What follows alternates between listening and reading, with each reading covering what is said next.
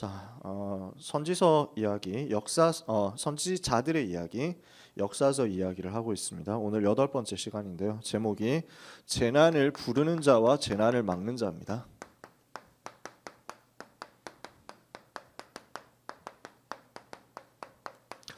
북이스라엘 왕들 이야기를 하면은 전부 다 비슷해요. 전부 다 죄 지은 이야기고, 전부 다 우상 숭배한 이야기고, 전부 다 타락한 이야기, 하나님을 거역한 이야기. 그래서 전부 다 실패한 이야기 이렇게 쭉 진행됩니다. 그 속에서 우리가 봐야 될 것이 있는데요. 하나님이 시대의 흐름을 왕들에게 맡기지 않고 전도자들에게, 선지자들에게 맡기셨다는 사실이거든요. 세상 사람들은 하나님의 말씀을 우습게 생각합니다.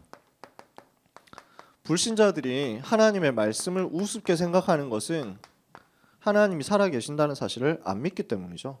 하나님이 계시지 않는다 생각하니까 그렇죠. 그래서 시편 14편 1절에 어리석은 자는 그 마음에 이르기를 하나님이 없다 하는도다. 어리석어서 그렇습니다.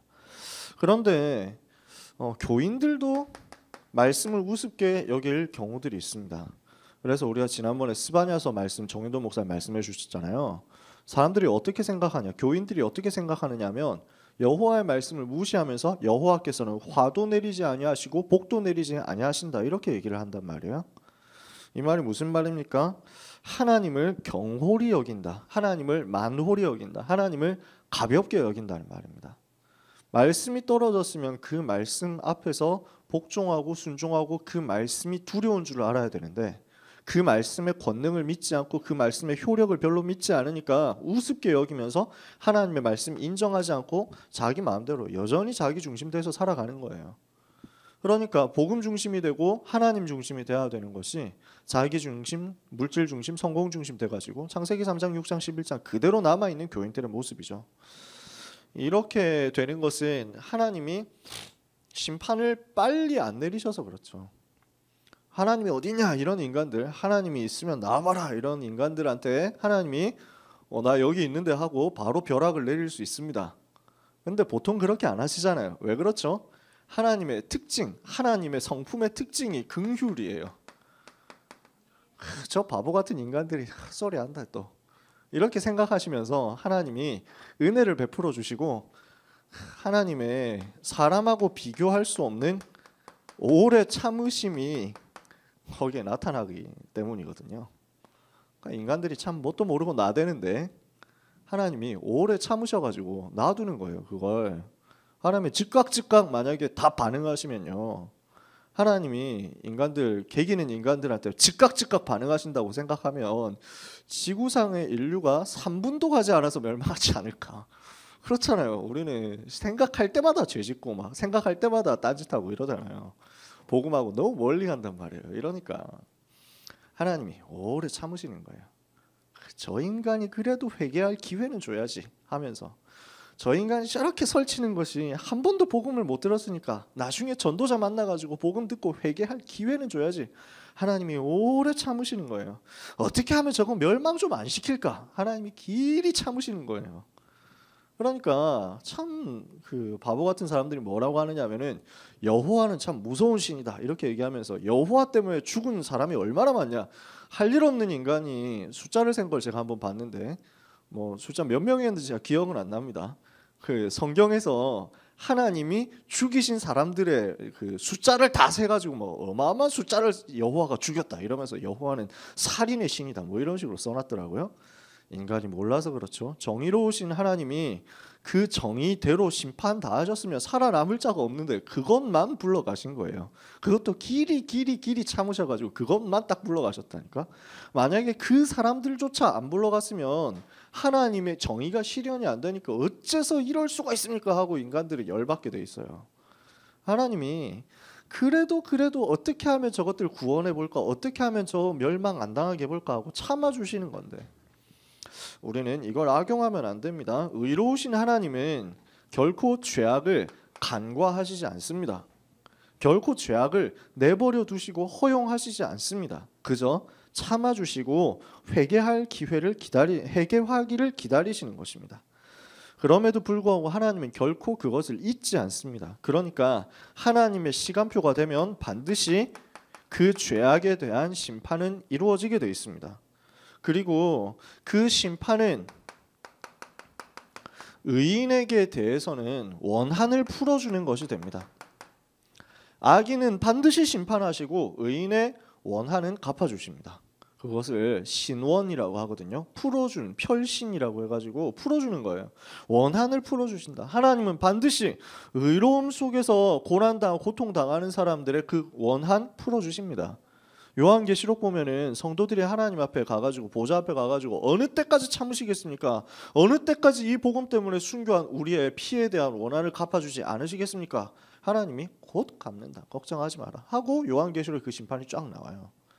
반드시 하나님의 시간표가 있습니다. 그래서 우리는 뭘 해야 되느냐?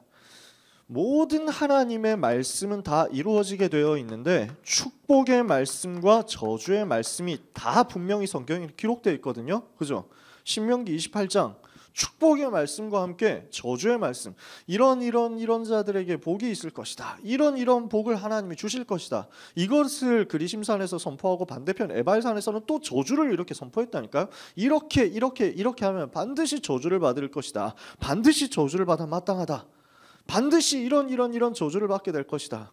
축복하고 딱 이렇게 데칼코마니처럼 이렇게 돼 있다니까요. 이렇게 막 거울처럼 이렇게 돼 있어요. 원수들이 한 길로 왔다가 7길로 도망하게 될지어다 이러면서 축복을 주셨다면, 반대쪽에서 그러나 여호와를 배반하고 하나님을 반대하고 우상 섬기는 그 길로 가는 자에게 한 길로 갔다가 7길로 도망치는 역사가 일어나게 될 것이다. 반대로 다 설명해 놨어요. 일어나도 복을 받고 나가도 복을 받고 들어와도 복을 받고 넘어져도 복을 안고 일어서고 이렇게 돼 있잖아요. 근데 이게 싹 어떻게 바뀌냐면 일어나도 저주받고 나가도 저주받고 들어와도 저주받고 넘어지면 저주받고 엎어져도 저주받고 이렇게 되는 거예요. 성경에 분명히 이게 다 같이 기록되어 있습니다. 우리는 이 두 가지를 다 말해야 됩니다. 전도자가 하나님의 말씀을 정확하게 말해야 되는데 사람들의 귀에 듣기 좋은 것만 말하면 되겠습니까? 사람들이 듣기 좋아하고 인기 끌 수 있는 것만 말하면 되겠습니까? 우리는 성경에 있는 그대로를 말해야 됩니다. 그죠? 그래서 복음을 말하고 축복을 말하면서 동시에 이 복음 막았을 때, 이 복음 거절했을 때 오는 재앙에 대해서, 저주에 대해서, 재난에 대해서도 말해야 됩니다. 그래야 이 심판의 날에 그들이 심판에서 빠져나올 수 있는 길이 생기니까요. 그래서 우리는 이 말씀이 전부 성취되는 것을 기억하고 말씀을 우습게 여기지 말고 반드시 붙잡아야 되겠습니다. 자, 첫 번째, 하나님을 대적하면 어떻게 됩니까? 하나님을 대적하는 자들이 어떻게 심판을 받고 어떻게 최후를 맞이하게 되느냐 하는 내용들이 열왕기상에 계속 나오는데요. 그 중에서 3개의 가문만 보는 겁니다. 오늘 15장부터 15장, 16장 그리고 17장 1절까지의 내용을 살펴보는데요. 15장 마지막의 내용은요, 여로보암 가문이 멸망하게 되는 내용입니다. 완전 멸망하게 됐거든요. 이게 하나님이 선지자를 통해서 하셨던 말씀이 그대로 성취되어 가지고 멸망했어요. 15장 25절에서 31절까지의 내용인데요.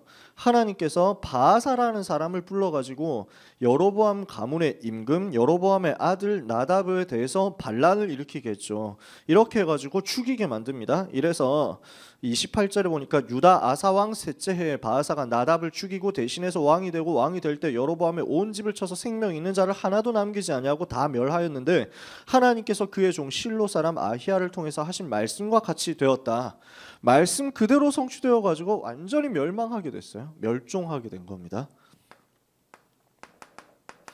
그래서 하나님은 안 잊어버리신다니까요. 반드시 우리가 이것을 두려워할 줄 알아야 됩니다. 여로보암 가문이 하나님을 완전 대적했잖아요. 하나님을 완전 거부했다니까요. 그러고 온 백성을 우상에 빠뜨렸어요. 하나님이 여기에 대해서 진노하시는 것입니다. 그러나 이것을 여로보암 당대 말고 여로보암의 자녀 때 성취시켰어요. 회개할 기회를 어떻게든 가져보라고.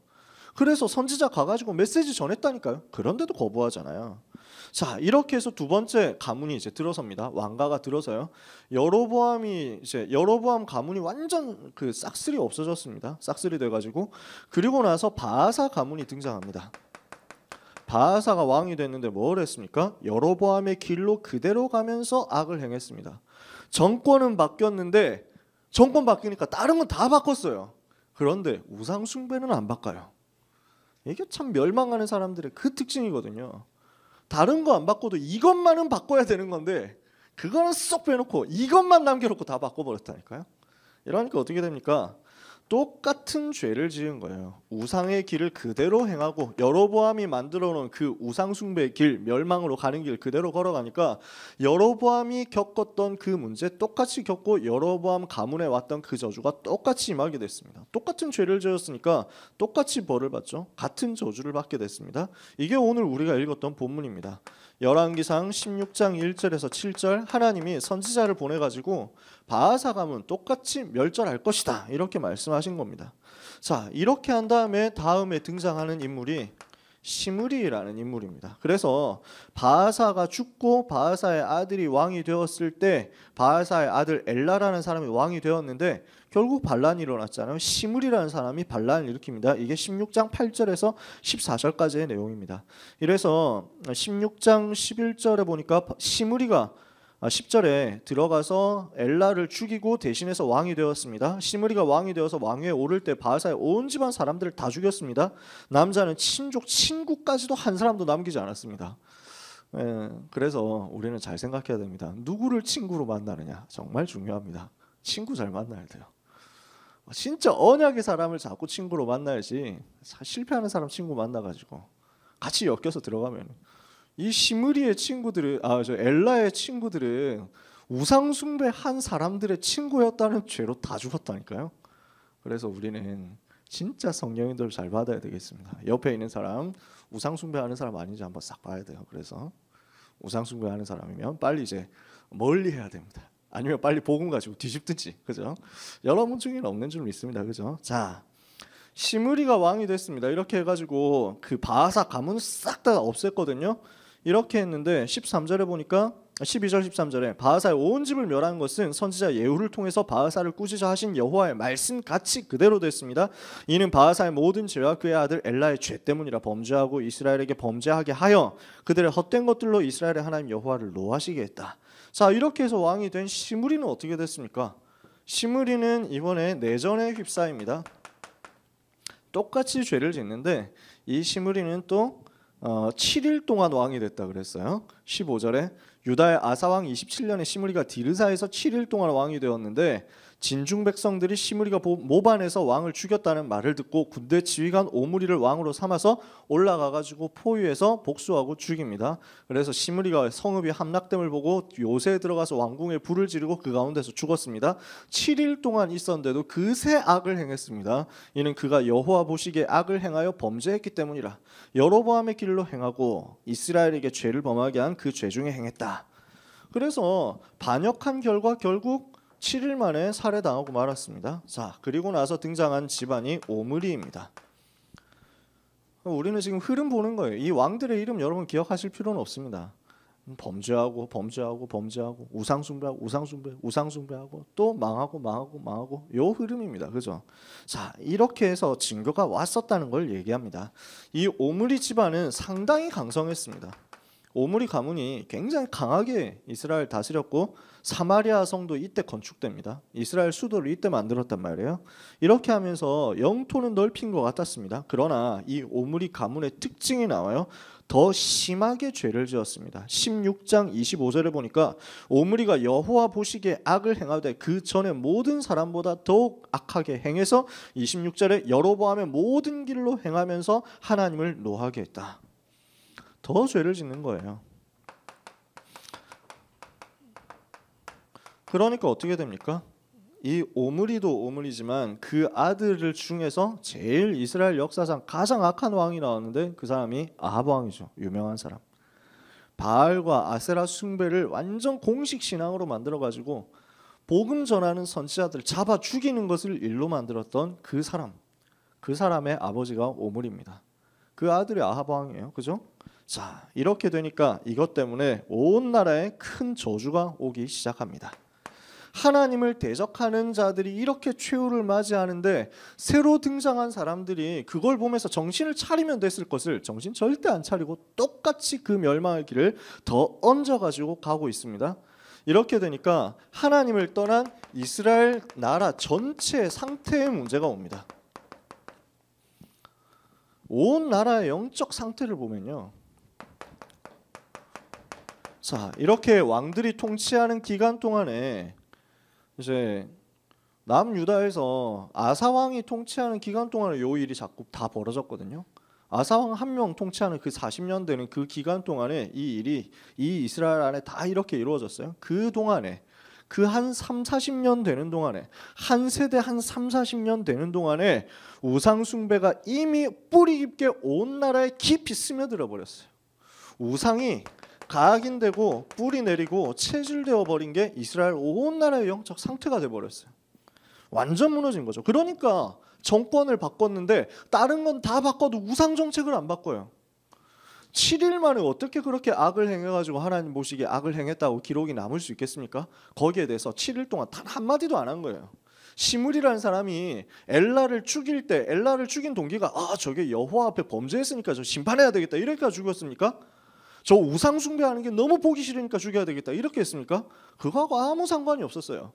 우상하고 아무 관심이 우상 그 치우는데 아무런 관심이 없어. 그건 그대로 똑같이 가는 그 평소의 상태가 있으니까 7일 동안 왕 되었던 그 동안에도 그 죄가 변하지 않았다는 것에 대해서 역사가 기록을 한 겁니다. 그 사람의 평생 믿었던 것, 평생 따라갔던 것, 이 시므리라는 사람 평생 믿었던 게 우상이기 때문에 이방 종교이기 때문에 이방신이기 때문에 그것을 알고 있으니까 7일 동안 왕 되었을 때도 똑같이 하니까 망할 수밖에 없잖아요. 정권은 바뀌는데 우상이 바뀌지 않는 이유 온 나라의 우상이 뿌리 깊게 골수에 사무치도록 들어가 버렸습니다. 이게 사단의 전략인데 뭘 이용합니까? 눈에 보이는 것을 이용합니다. 지금도 사단은 이렇게 역사하고 있습니다. 지금 왜 이스라엘이 우상에 빠질 수밖에 없었냐 그 얘기를 하는 거예요. 자, 우상을 한번 만들어 놓고 나니까 남쪽 유다 나라에서 하나님 여호와 하나님 섬기는 거하고 북이스라엘에서 금송아지 섬기고 가나안 땅에 있는 여러 우상 섬기는 거하고 비교가 되잖아요. 전에는 하나님 믿는다고 하면서도 눈에 하나도 안 보였는데 이제 눈에 보이는 거 있으니까 좀 섬기기 편하고 좋은 것 같다 이렇게 생각을 하는 거예요. 눈에 보이는 것 따라가는 신앙이 됐습니다. 눈에 보이는 것 따라가는 종교가 됐습니다. 눈에 보이는 뭔가 성공, 물질 이런 걸 채워주니까 좋다 이거예요. 그냥 당장 보기에 빠른 거 편한 거 이런 걸 갖다 주니까 좋아 보이는 거예요. 이러면서 뭘 갖다 줍니까? 육신의 정욕을 자극합니다. 쾌락을 자극합니다. 이게 우상숭배거든요. 지난번에도 그 얘기 했었잖아요. 그죠?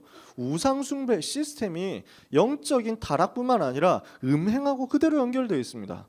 여신숭배, 남신숭배 하도록 이렇게 만들어놨죠. 그것을 사실은 그렇게 신전을 만들어놓고 여신을 섬기고 남신을 섬기고 하면서 사실은 그걸 핑계로 대가지고 매춘을 행하도록 만들었어요. 매춘을 합법화 시켜놓은 거예요. 온 가나안 땅 사람들이 다 그렇게 해가지고 매춘을 하면서 음행을 저지르고 있는데 이게 합법이거든. 이걸 옆에서 보고 있는 이스라엘 사람들도 우리도 저런 거 하면 재밌겠다라는 생각을 속으로 하고 있다가 마침 우상숭배 시스템 속으로 들어가 버렸거든요. 그러니까 여기에 완전 자극되고 장악당한 거예요. 세 번째, 이렇게 하면서 어디로 갑니까? 사단이 우상을 만들어 놓고 뭘 하느냐? 굉장히 화려하게 이것을 문화로 장식했습니다. 문화로 포장했어요. 그러니까 금송아지를 만들었잖아요. 그것도 아주 이쁘게 조각으로 만들어 놨다니까요. 사람이 보면 정신이 황홀해질 정도로 야 너무 멋있다, 너무 괜찮다 이런 생각이 들 정도로 만들어 놓습니다. 이게 지금도 계속되고 있는 우상 전략이죠. 지금도 전 세계에 계속되고 있는 우상 전략, 사단 전략입니다. 그래서 전 세계 지금 특히 동아시아 곳곳에서는 경쟁처럼 만들어지고 있는 게 우리나라의 우상 제일 크게 만들었다, 불상 제일 크게 만들었다 이거예요. 제일 큰 불상을 경쟁적으로 지금 동남아, 동북아 다 할 것 없이 하고 있습니다. 그래서 한국이 그때 통일대불 만들어가지고 몇십 미터짜리 만들어서 이렇게 올렸잖아요. 부처 귀 하나가 사람 키보다 더 크잖아요. 대구 동화사 가보면 그게 있죠. 그죠? 803 가보면 저는 어릴 때 그 학교 소풍을 맨날 거기로 가가지고 기분 되게 나빴는데 중학교 때 맨날 소풍 가면 동화사, 가파이, 통일대불 이렇게 해가지고 가는 거예요. 그러니까 우리 학교는 미션 스쿨인데 맨날 거기로 가. 그러니까 얼마 짜증이 나는지 이래가지고 단체 사진 뭐 찍는다 해도 싫다 그러고 막 이랬죠 저는. 그래서 맨날 뒤 혹시라도 내가 우상 숭배하면 안 된다 이래가지고 혹시라도 고개 숙이면 안 되니까 이러고 다녔다니까요. 그래서 이래가지고 그 다음에 뒤에 가가지고 이 새끼 뭐 이러면서 막 뒤에 가서 막 그때는 결박하는 걸 몰라서 복음을 잘 몰라가지고 그때는 이거 모르잖아 뭐 이러면서 막 이러고 막 나왔어요 그냥. 우리 학교는 미션 스쿨은 분명히 미션 스쿨인데 이상하게 변질돼 가지고 지난번에 보니까 개혁 공보에 그 우리 학교 선생님이 나왔더라고요. 정확하게는 우리 재단 학교인데 제가 영신 중고등학교를 나왔는데 영신 초등학교에 우리 다락방 하는 선생님이 있거든요.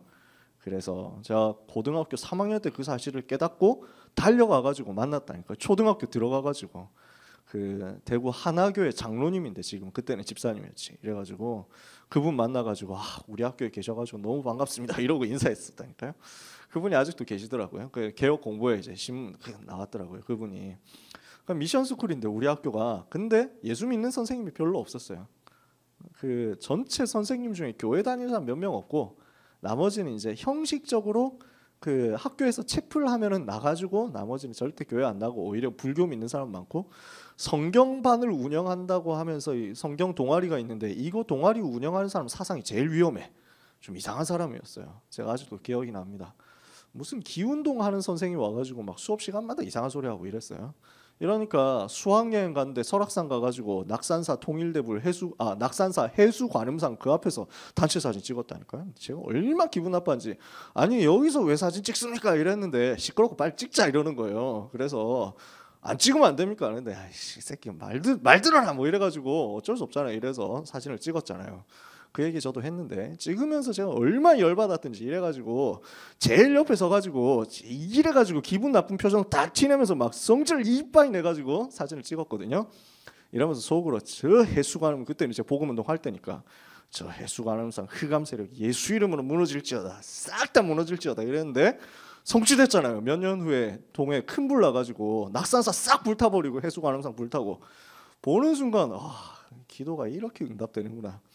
근데 이제 깨달았어요. 뭘 깨달았냐면은 그냥 무너지라고 하면은 무너지고 난 다음에 국고를 동원해가지고 다시 세워.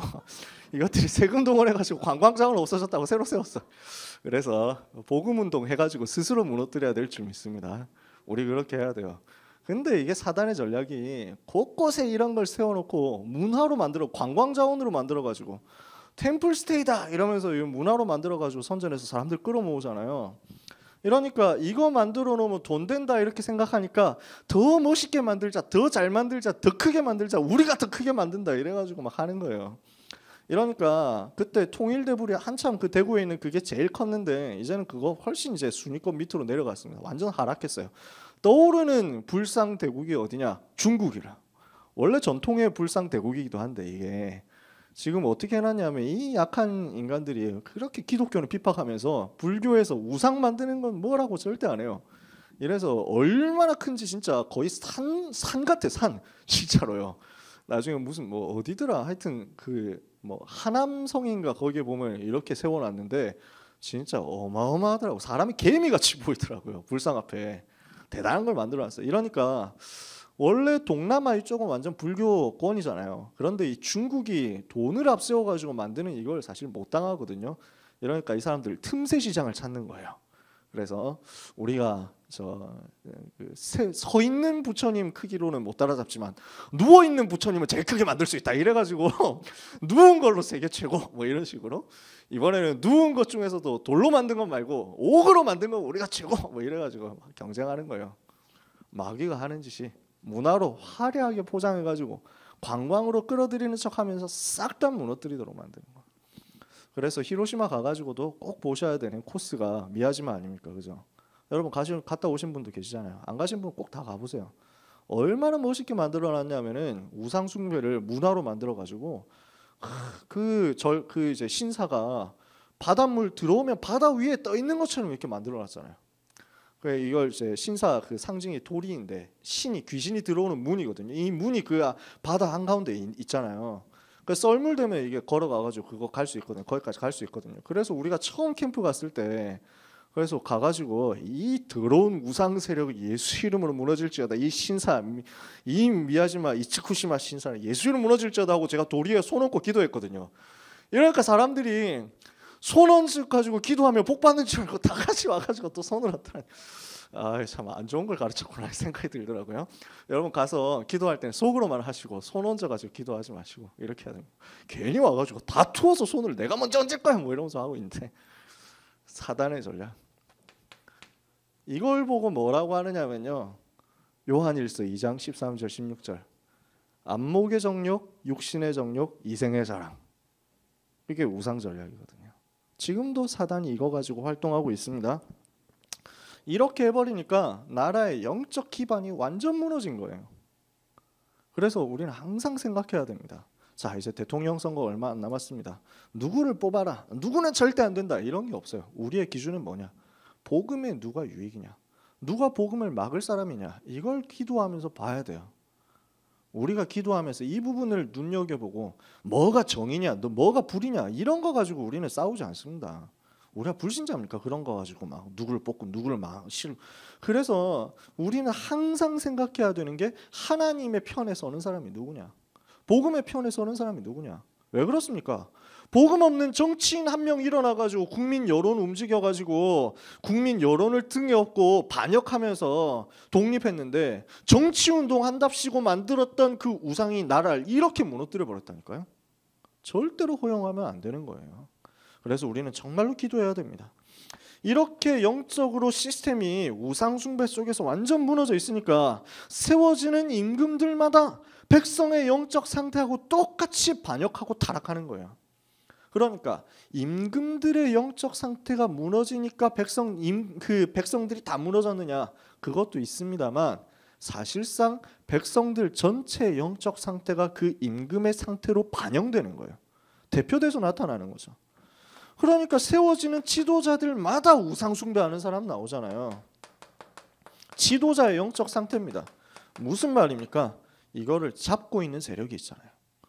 우상 문화가 쫙 퍼져갑니다. 그러면은 그 배경을 가지고 누가 역사합니까? 에베소서 2장 2절 세상 풍속을 가지고 역사하고 에베소서 6장 12절 정치와 권력과 이 세상의 어둠의 세상을 주관하고 있습니다. 그죠? 이렇게 해가지고 어떻게 합니까? 고린도후서 4장 4절 세상 신이 돼가지고 이 지도자들을 완전히 눌러가지고 잡고 있습니다. 그래서 봐야 됩니다. 정치인의 영적 상태는 나라 전체의 영적 상태가 드러나는 거예요. 이번에 대선은 누가 되느냐? 나라의 영적 상태 그대로 들어있는 거겠죠. 그죠? 김일성이라는 사람이 왜 나왔습니까? 김일성이 왜 나왔습니까? 김일성이 나올 수 있는 영적 상태가 북한 땅에 들어와 있었던 거예요. 뭘로 인해서? 우상숭배 허용으로 인해서. 그죠? 그래서 27차 총회 때 신사참배 가결했잖아요. 27차 맞습니까? 제가 숫자는 잘 모르겠는데. 그래서 신사참배는 합법이다. 국민 의례니까 우상숭배 아니다. 신사참배 해도 된다. 총회에서 가결시켰어요. 장로교 총회에서. 평양에서 그것을. 평양에서 열린 장로교 총회에서 그걸 가결하고 거기에 총회 모인 목사들이 가가지고 총회 끝나고 다 같이 가가지고 궁성요배 해가지고 신사참배 다 같이 했다니까요. 그 우상을 허용한 영적 상태가 김일성이라는 괴물을 낳았어요. 그 저주가 지금까지 계속 이어지는 거예요. 저 북한 백성들이 얼마나 불쌍합니까? 얼마나 안타깝습니까? 이 사람들이 태어나 보니까 북한 사람이었던 거예요. 진짜 얼마나 불쌍하고 얼마나 안타깝습니까? 자기가 무슨 죄가 있습니까? 태어났는데 북한에서 태어났을 뿐인데 그것만으로 계속 고난당하는 배경이 이 속에 있었던 거예요. 우리는 그래서 정말로 기도해야 됩니다. 우리가 이 나라가 지금 비참하게 됐다라고 봤다면 정말로 우리나라 정치인을 위해서도 기도해야 되고 이 나라 전체 영적 상태를 두고 우리가 대신 회개하고 기도해야 될 줄 믿습니다. 이렇게 되니까 어떤 결과가 나옵니까? 온 나라의 영적 상태와 지도자의 영적 상태가 이렇게 저주받는 대로 가니까 저주의 결과가 나오는 거잖아요. 그 저주의 결과가 계속 전쟁이에요. 15장 뒷부분에 보니까 바하사가 사는 날 동안 계속 전쟁이 있었다. 우리 반대 알잖아요. 사무엘이 사는 날 동안 전쟁이 없었는데, 그러니까 복음운동 회복됐을 때는 전쟁이 없었는데 복음 끊어지고 나니까 사는 날 동안 계속 전쟁이에요. 그러면서 심심하면 이제 반역이 일어나고 모반이 일어나고 반란이 일어나고 이렇게 되니까 내전이 일어나죠. 또 이 사람이 맞다 저 사람이 맞다 나라가 분열되는 거예요. 이 정당이 맞다 저 정당이 맞다 이렇게 해가지고 계속 싸우고 계속 분열되고 마귀의 전략 아닙니까? 그죠? 이렇게 하면서 이념 대결, 지역 대결 이렇게 해가지고 완전 나라가 풍비박산됩니다. 그리고 이제는 3년 6개월 동안 기근과 가뭄이라는 비가 오지 않는 재앙이 오게 됐습니다. 이게 17장에 드러나는 내용입니다. 이렇게 될 수밖에 없는 거예요. 온 나라의 영적인 상태는 재난을 부르게 됩니다. 우리 참사랑 가족 여러분, 우리가 무엇을 해야 되겠습니까? 어떤 사람이 되어야 되겠습니까? 재난을 부르는 자가 되지 않도록 정말로 하나님의 편에 서는 응답의 역사가 있게 되기를 원합니다. 하나님은 이때 무엇을 준비하셨느냐? 선지자의 시대를 준비하셨어요. 이 재난을 막도록 선지자의 시대, 이 재난을 막을 전도자를 준비하시고 이 전도자 중심으로 온 나라의 영적 상태를 바꾸는 싸움을 시작하게 하신 것이죠. 하나님은 이 재앙 시대 살릴 책임을 정치인들에게 돌리지 않았습니다. 우리나라에 문제가 왔다. 누구 책임입니까? 전도자의 책임이에요. 그렇잖아요. 하나님은 이 시대의 책임을 경제인에게 묻지 않았다니까요. 이 시대의 책임이 저 연예인에게 있는 게 아닙니다. 산업인에게 있는 게 아닙니다. 하나님의 이 시대를 회복할 소망은 누구에게 있느냐? 전도자에게 있는 줄 믿습니다. 이것이 오늘 우리가 붙잡아야 되는 시대에 대한 이유입니다. 그러면은요, 이 전도자가 일어나면 전도자가 있는 시대는 재앙이 왔더라도 그 재앙을 발판으로 삼고 일어날 수 있습니다. 3년 6개월 기근이 왔잖아요. 그 기근 끝에 엘리야 같은 전도자 일어나고 엘리사 같은 전도자 일어나니까 결국 이게 발판이 돼가지고 복음 회복하는 도단성 RUTC 운동이 일어나게 됐다니까요. 재난 때문에 여호와를 바라보게 될 수 있습니다. 재앙 때문에 바라보게 될 수 있습니다. 우리나라가 어떻게 해서 여호와를 바라보게 됐습니까? 5,000년 우상 숭배했던 그 체질, 그것이 언제 무너지기 시작했습니까? 일제시대라는 고난 속에서 여호와를 비로소 바라보게 된 거예요. 6.25라는 동족산장 비극 속에서 모든 것을 다 빼앗긴 그 상태에서, 그 제로 상태 가난 속에서, 비참한 속에서 여호와 아니면 희망이 없구나 하고 붙잡은 거예요. 이것이 소망이었죠. 하나님의 은혜가 얼마나 감사합니까? 저는 이 나라가 하나님이 세우신 나라구나 하는 생각이 드는 것이, 제가 이승만 대통령 이제 처음 재헌 국회 열었을 때 했던 기도문, 이거 여러분들 들어보셨잖아요. 그러니까 재헌 국회 당시에 이제 국회의원 중에 목사님이 있었어요. 이윤영 목사님이라고 있었는데, 이승만 박사가 자기의 소원이 이제 한성 감옥에서 예수 믿었거든요. 대한제국 시절에 한성 감옥에서 예수를 믿은 거예요. 제가 자세하게 공부를 하질 않아가지고 설명이 좀 어설픈데, 아무도 이런 얘기를 안 해주고 우리 랩런트들이 이승만 대통령 이러면 아주 나쁜 사람 이렇게 생각하는데 뒤집어야 돼요. 하나님이 필요하니까 다 세우셨다니까요. 이승만 대통령 잘못한 거 맞습니다. 잘한 것도 많아요. 하나님이 필요로 해서 세운 사람이에요. 그러면은 박정희 대통령 마찬가지예요. 하나님이 한 시대 필요하니까 세운 거예요. 비록 자기 자신은 가문의 영적 문제, 우상숭배 배경 못 이겼으니까 결국 가문은 비극으로 갔지만, 그럼에도 불구하고 나라를 세우는데 활용됐어요. 하나님이 그렇게 사용하신다니까요. 불신자도 사용하시는 하나님이. 그래서 이명박 대통령, 박근혜 대통령 다 마찬가지. 노무현 대통령, 김대중 대통령 다 필요하니까 하나님이 세우셨어요. 한 시대 필요하니까. 우리는 이걸 보고 하나님의 주권을 인정하도록 랩런트에게 알려줘야 돼요. 이승만 대통령이 젊은 시절에 나라를 한번 개혁해보겠다, 뒤집어보겠다 하고 했다가 반역죄로 걸려가지고 사형당할 상황이 됐는데 거기 감옥에서 예수 믿게 된 거예요. 거기 감옥에서 예수님 만난 거예요. 이렇게 하면서 감옥에 있는 동안 계속 성경 보고 성경을 외울 정도로 가가지고 이 사람의 소원이 어떻게 됐냐, 이 나라가 예수교 국가가 돼야 되겠구나, 이게 소원이 담긴 거예요. 와, 저 그거 전혀 몰랐거든요. 저는 그냥 뭐 이승만 대통령 뭐 열심히 했지, 그래 뭐 독재는 했지만 그래도 한미동맹 만들어놨으니까 잘했지, 이 정도만 생각했어요. 이분의 속에 전도에 대한 중심이 있는 거예요. 이러니까 한성 감옥에서 예수교 국가 세워야 되겠다, 이 기도 제목 잡은 다음에 한 게 뭐였냐면은 그 감옥 안에서 계속 전도 운동한 거예요. 그게 대단하더라고요. 감옥 안에 있는 사람들 전부 복음 전해가지고 감옥을 교회로 만들어 버렸다. 기록이 그렇게 남아 있는 거예요. 이렇게 하면서 하나님 은혜로 거기서 풀려났죠. 미국으로 갔죠. 거기서 복음 운동하면서 복음 붙잡으면서 계속 얘기한 게, 우리나라가 살 길, 대한이라는 나라가 살 길은 예수 믿는 것밖에 없다. 예수교 국가 되는 것밖에 없다. 그래서 저 영국, 미국 같이 기독교 국가 돼야 우리나라 산다. 이거 계속 얘기한 거예요. 그러면서 일본은 반드시 전쟁 일으킨다. 사람들 몰랐거든요. 미국 사람들이 거기에 관심 안 기울였어요. 근데 이승만이 예언을 한 거예요. 반드시 일본은 전쟁 일으키게 돼 있다. 반드시 미국한테 문제 일으키게 돼 있다. 사람들 인정 안 했는데 왜 그럴 수밖에 없느냐? 우상국가. 이래가지고 딱 한 거예요. 말 그대로 예언이 성취돼가지고 일본이 미국 공격해가지고 전쟁 생겼잖아요. 이러니까 사람들이 이승만 너무 대단한 사람이다 이렇게 얘기를 하는 거예요. 나중에 와서 미국 6.25 전쟁 때 미국 장군들하고 이제 이승만 대통령 많이 부딪혔어요. 어느 정도였냐면 미국 군대 입장에서는 그 전쟁 그 대충 해가지고 종결시켜야지 이게 우리가 언제까지 여기 있어야 되느냐 이게 좀 길어졌거든. 그 압록강까지 갔다가 중공군 개입해가지고 1,4,5퇴 하고 난 그 다음에는 사람들이 이제 통일해야 되겠다 이 마음이 별로 없었어요. 빨리 전쟁 끝내자 이게 미군들의 마음이었거든요. 사실 뭐 안 그렇겠습니까? 생판 알지도 못하는 나라 와가지고 전쟁하면서 죽고 있는데 고난 당하고 있는데 빨리 가고 싶죠. 그런데 이제 이승만 대통령하고 한국 국민들 입장은 그게 아니거든요. 죽어도 통일 이거거든요. 이러니까 이 미군들이 휴전하는데 사사건건 방해하는 이승만 저거 없애야 되겠다 해가지고 CIA에서 이승만 암살 계획을 세웠었다니까요. 이게 결국에는 이제 무산돼가지고 그랬지만 나중에 기록이 다 나왔잖아요. 60년대 돼가지고 그 기록이 다 나온 겁니다. 이렇게 해가지고 하는데 이 이승만 보고 그 막 싸우려고 들어갔던 미군 포스타 장군들이 갔다가 충격받고 나온 거예요. 그레이트, 뭐 이 사람은 위대한 사람이다 이러면서 야 미국에서도 이렇게 미국의 역사와 정치를 잘 아는 사람 못 봤다 이러더라고요. 제가 그런 것도 참 놀랐어요.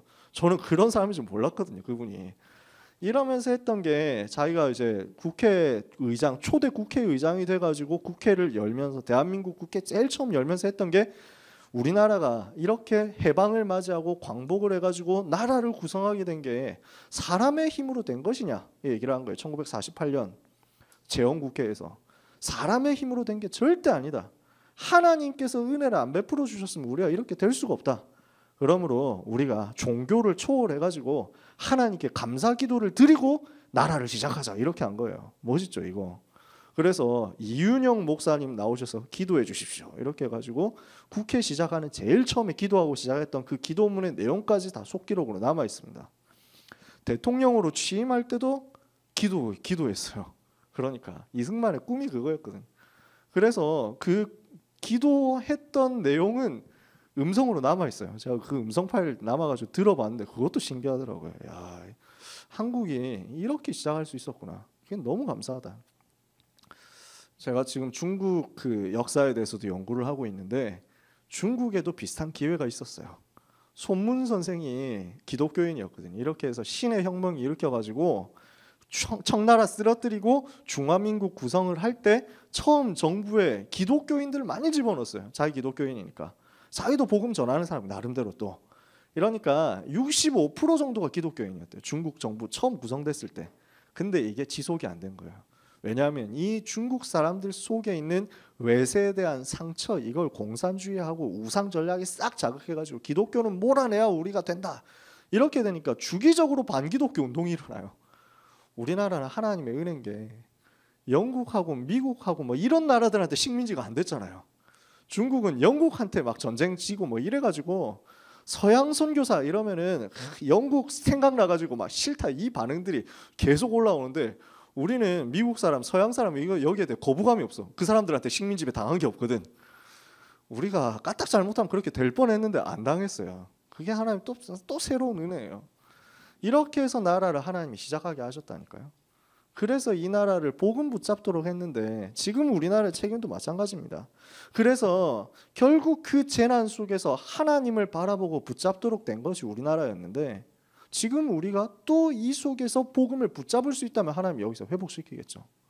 반대로 재난이 왔는데 전도자가 일어나지 않으면 재앙 속에서 그대로 무너져 버립니다. 이것은 그 시대에 전도자 있느냐 없느냐 하는 거하고 연결되어 있습니다. 그래서 모든 이 자리에 계신 전도자 여러분들이 시대를 책임지는 재난을 막는 전도자로 응답을 받게 되시기를 바랍니다. 그래서 이때부터 본격적으로 선지자들이 나와요. 그래서 북이스라엘만 따져보면요, 여로보암이 자꾸 우상숭배로 가니까 여기에 대해서 메시지를 전달한 게 아히야 선지자였어요. 그렇게 가면 망한다 알려준 거예요. 제일 처음부터. 바하사 집안에 대해서 또 예후라는 선지자가 일어났죠. 그래서 똑같이 복음을 말하게 하셨어요. 그렇게 하면 망한다. 그렇게 하면은 반드시 실패한다. 여호와께 돌아와라. 이 이야기를 하게 하신 거예요. 자, 그리고 이제 그 유명한 사람이 나옵니다. 17장 1절에 디셉 사람 엘리야를 부르신 것입니다. 디셉이라는 촌동네에서 엘리야를 불러내가지고 이 엘리야를 통해서 언약을 붙잡도록 만들었어요. 이 엘리야를 통해서 복음이 선포되도록 만들었어요. 이 엘리야를 불러가지고 우상 숭배하고 있는 이 아합 임금하고 싸우고 이 우상문화, 나라에 완전히 골수에 사무쳐 있는 우상문화하고 싸우도록 만들었어요. 이 엘리야가 시작한 말씀 운동이 결국 어떻게 됩니까? 엘리사에게 전달된 거예요. 그죠? 이 엘리야를 통해서 시작된 복음 회복의 역사가 엘리사에게 전달되고 바알에게 무릎 꿇지 않은 7천에게 전달되고 온 이스라엘을 살릴 수 있는 도단성 RUTC 운동, 선지생도 운동으로 전달된 것입니다. 이 말씀 운동이요, 북이스라엘을 살릴 뿐 아니라 진짜 다음 시간에 이야기를 하게 되겠지만 이렇게 일어나서 엘리사 선지자를 통해서 말씀 운동이 일어나니까 왕들이 죄를 짓는데 그 아버지만큼은 죄를 안 짓더라, 뭐 이렇게 돼가지고 기록이 나와요. 그러면서 여전히 임금들 그래도 우상을 못 버리는데도 불구하고 나라는 회복돼요. 나라가 강성해져요. 왜냐? 요게 무너지니까. 백성들 사이에서 이게 무너져 버리니까. 요 흐름이 더 중요한 건 남유다로 전달됩니다. 그래서 여호사밧 임금한테 이 메시지가 전달되고 여호사밧 임금이 직접 나서가지고 말씀 운동하게 되면서 온 유다가 또 회복되고, 이렇게 일어난 제자운동의 흐름이 쭉 연결되어서 히스기야 왕 때는 이사야 선지자 같은 사람이 일어나가지고 그루터기에 대한 메시지 전달하게 만들고, 그러니까 하나님은 시대마다 이 언약의 바톤이 전달되도록 하기 위해서 모든 것을 집중시킨 거예요. 오늘 그 흐름 속에 우리가 있는 것입니다. 그래서 이 말씀 운동 속에 우리가 들어가도록 기도를 하나님 앞에서 모아야 되겠습니다. 여러분, 결론 내리면요, 나라를 다스리는 것, 나라를 지키는 것, 겉으로는 정치인이 하는 일 같습니다. 겉으로는 장군이 하는 일 같고 군대가 하는 일 같습니다. 그러나 사실 나라를 지키는 건, 재앙 막는 것은 전도자에게 하나님이 맡기신 일입니다. 불신자는 절대 이해 못하는 부분이에요. 절대로 알 수 없는 부분이에요. 우리나라가 IMF 돼가지고 망했었잖아요. 우리 랩런트들이 진짜 잘 모릅니다. 요즘 랩런트들은 물어보면 2002년 월드컵을 몰라요. 야, 대단한 세대예요, 진짜. 우리도 분명히, 저도 그때 그 2001년에 저는 대학에 입학하면서 빨간색으로 염색을 했었지만 머리를, 아마 이 자리에 계신 분들 중에서도 그때를 아직 기억하시는 분들이 소수 계실 것입니다. 우리 최 목사님이 기억하실지 모르겠지만, 그래서 빨갛게 해가지고 염색해서 나왔는데 2002년 돼가지고 또 뭐 전 국민이 막 이래가지고 비더레즈 뭐 이래가지고 만들었잖아요. 이러니까 에레이 한 번 더 하자 이래가지고 또 빨갛게 해가지고 머리 물들이고 다니고 이랬는데, 그랬던 시절에 대해서 이야기를 하면 애들이 못 알아듣습니다. 전에는 88 올림픽도 모르네 뭐 이러면서 했는데 지금은 그게 아니에요. 2002년 월드컵도 몰라요, 애들이. 그렇게 시대가 지나더라니까요. 근데 이렇게 해가지고 시대가 지나가면서 사실 잘 모릅니다만 그 IMF 터졌던 일들은 전혀 사람들이 모르죠. 근데 우리는 여기 계신 분들은 다 기억하실 거 아닙니까? 그때 우리가 얼마나 위기를 만났는지, 그때 우리나라가 얼마나 절박했는지. 정말 망하는 줄 알았잖아요. 외환 보유고 하루하루 지나가는데 막 그냥 숫자가 그냥 0을 향해서 달려가는, 남은 돈이, 이게 외환 보유고 제로 되면 나라는 그대로 망하는 건데, 야, 이게 숨이 조여, 그냥 아무것도 모르는 그냥 고등학생인데, 제가 그때 고등학교 2학년 때였거든요. 신문 펼치면은 환율이 2배가 되고, 그 다음에 막 이렇게 막 외환 보유고는 점점 줄어가고, 단기 외채는 계속 압박 들어오고, 막 야, 이렇게 나라가 망하는 것인가 싶잖아요. 그렇게 해가지고 위기를 만났던 이 나라가 불과 몇 년 만에 회복돼가지고 지금 여기까지 왔어요. 희한한 게 무엇이었냐면, 그 97년에 그 위기를 만났을 때 하나님의 관심이 어디 있었냐면, 이 복음 운동하는 전도자들이 목이 잘려가지고 시작하게 된, 어쩔 수 없이 시작하게 된 전도 총회. 그렇잖아요. 1997년 전도 총회 시작됐다니까요. 복음 때문에 모인 사람들. 더 결정적인 거 뭐 있습니까? 1997년에 제1회 세계 랩넌트 대회. 랩넌트라는 단어가 시작된 거예요. 그래서 지금 올해가 20주년 아닙니까? 랩넌트 대회 시작돼가지고. 그 97년인가 98년인가 제가 정확하게 모르겠어요. 랩넌트라는 단어를 처음 들었는데, 저는 그때 대구 핵심 때 앉아 있었는데 제가 성가대에 있었거든요. 성가대 자리가 딱 저기예요.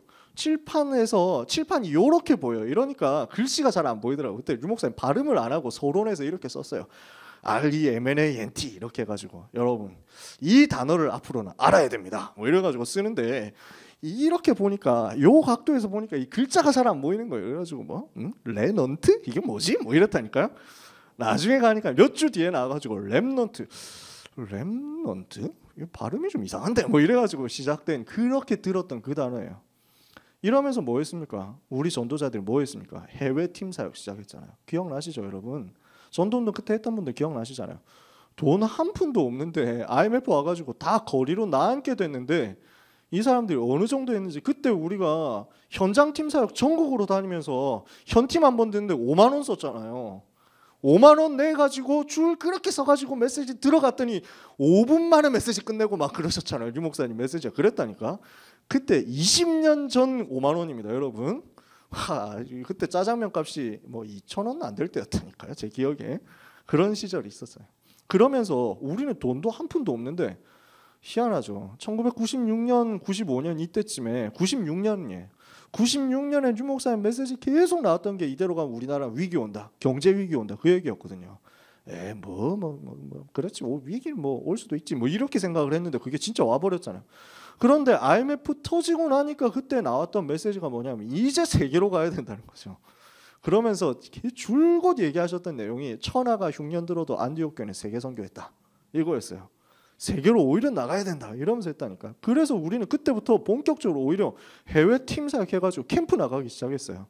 하나님 이 나라에 이것 때문에 경제 급하게 회복시킨 거예요. 여러분 기억나시지 않습니까? 삼성전자가 1997년 이전까지는 이류 회사였습니다. 지금 있는 미데아라는 회사 여러분 아세요? 모르시죠? 중국 회사거든요. 중국 전자업계예요. 여러분 아십니까? 뭐지? 요즘 중국 휴대폰 화웨이 같은 휴대폰은 이제 사람들이 좀 압니다. 근데 여전히 모르는 거 많거든요. 비보 아세요? 비보. 이게 지금 중국 시장을 휩쓸고 있는 휴대폰 브랜드예요. 우리는 모르잖아요. 세계에선 인지도 없거든요. 삼성전자, LG 뭐 이런 거 현대차 이런 정도의 위상이었어요. 그때 당시에. 랩넌트를 잘 모를 거예요. 삼성이 지금같이 대단하지 않았다니까요. 그랬던 우리나라가 그 위기와 재난 속에서 전도자 일어나고 랩넌트 일어나고 세계 선교로 나가니까 이걸 축복해야 되겠다 싶으니까 저기서 정신 못 차리고 있던 삼성전자를 세계 인류 기업으로 하나님이 순식간에 몇 년 만에요. 그렇잖아요. 우리가 이걸 봤다니까요. 우리는 이 사실에 대해 증인입니다. 하나님은 시대의 운명을 정치인, 경제인에게 맡긴 적이 없습니다. 반드시 전도자 일어날 때. 그래서 우리가 생각해 보면 나라의 재앙을 막을 의인이 있느냐 없느냐 그 싸움이거든요. 소돔과 고모라 어땠습니까? 의인 10명이 없어서 망했잖아요. 최 목사님 말씀하셨는데 예루살렘에 의인 1명이 없어서 망했잖아요. 예레미야 때. 하나님 이 사람 찾고 있거든요. 혹시 지금 10명 있냐? 혹시 지금 1명 있냐? 반대로 선지자 100명을 보호했던 오바댜 같은 사람이 있었어요. 바알에게 무릎 꿇지 않은 7천 같은 사람이 있었어요. 그러니까 이 사람이 있었던 아합 왕의 시대는 재앙이 와야만 하는데도 하나님이 그 재앙에서 이스라엘을 건져내셨다고요. 이 응답의 역사가 망하지 않게 되는 역사가 우리 때문에 우리나라에 임하게 되기를 원합니다. 우리나라는 지금 전 나라의 입장에서 봤을 때는 망하는 길로 줄곧 달려가고 있습니다. 정말로. 이것을 망하지 않도록 붙들고 세우는 사람이 여기는 여러분입니다. 싹 다 대통령 표창 줘야 돼요. 그래서 훈장 달아줘야 돼요. 나라가 안 망하는 게 다 여러분 때문인데 천국 가서 받읍시다. 하나님이 그렇게 다 정해놨어요.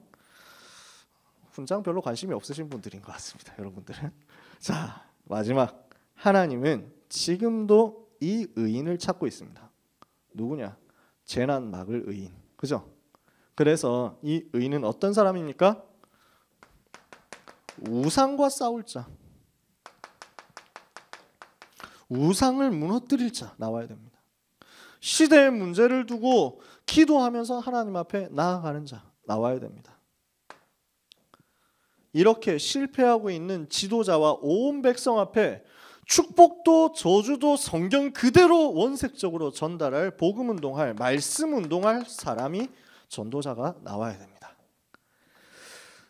하나님은 이 일의 주역을 찾고 계신데 여기에 응답하는, 하나님께 대답하는, 나를 이 일에 사용해 달라고 대답하는 우리 모두가 되기를 원하고 우리 후대가 되기를 원합니다. 하나님의 역사가 우리를 통해서 이 나라에 임하기를 정말로 주님의 이름으로 기도하고 축복합니다. 기도하겠습니다. 하나님 감사합니다.